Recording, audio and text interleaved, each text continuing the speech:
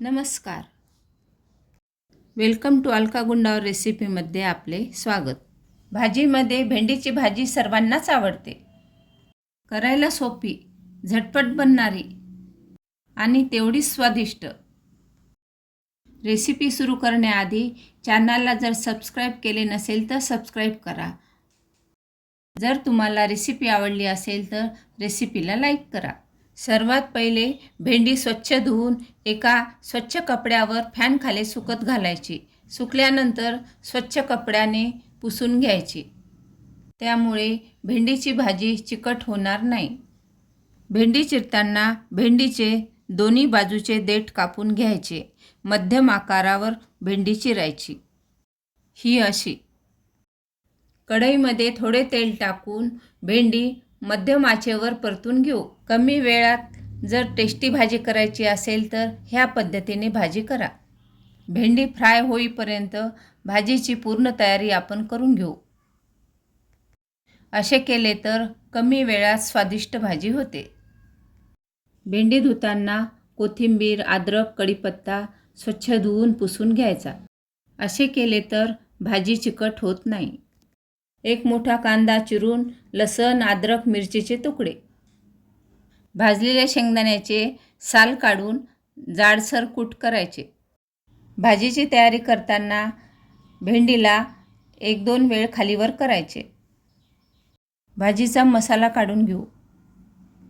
1 चमचा धने पावडर, अर्धा चमचा जिरे पावडर, थोडीशी हळद, चवीनुसार तिखट, आवडत असल्यास गरम मसाला थोडासा, चवीनुसार मीठ.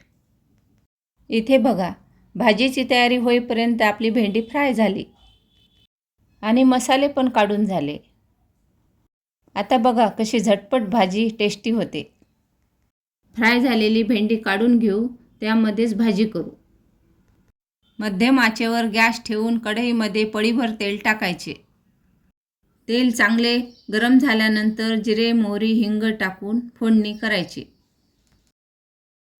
तेलामध्ये लसणाचे तुकडे, अद्रक टाकून मस्त अशी झणझणीत फोडणी करायची.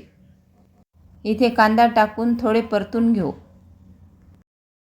कांदा लालसर नाही झाला पाहिजे, थोडाच करायचा म्हणजे भाजी चांगली लागते. इथे कांदा फ्राय झाला. ह्यामध्ये कढीपत्ता आणि मिरचीचे तुकडे टाकून परतू.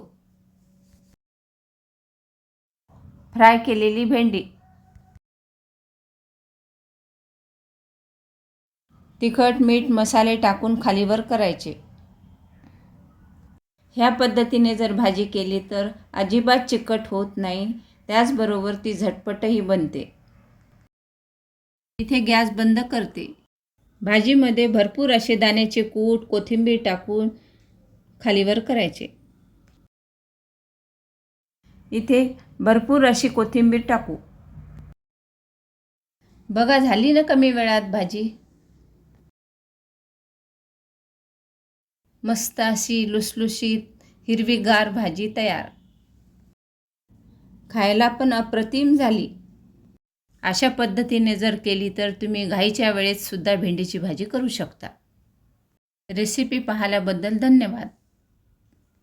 अशाच नवीन रेसिपीसोबत पुन्हा भेटूया. तोपर्यंत मस्त खा, स्वस्त राहा.